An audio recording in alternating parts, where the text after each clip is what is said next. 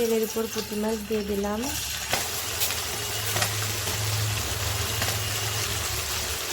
ভাজা হয়ে গেলে উল্টাই দিব।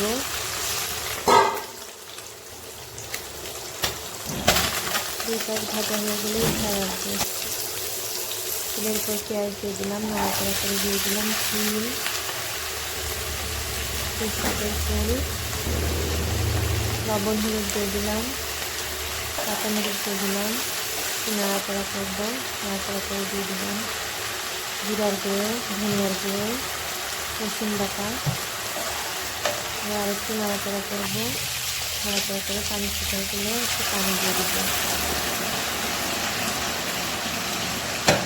পানিটা আপনারা পরিমাণ মতো দেবেন। এবার একটু ঢাকা দিয়ে দিব।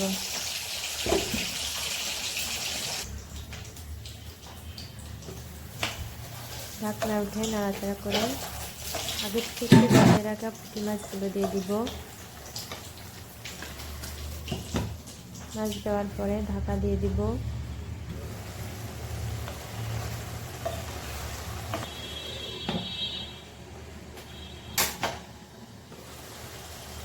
পানি শুকিয়ে গেলে উঠায় রাখবো।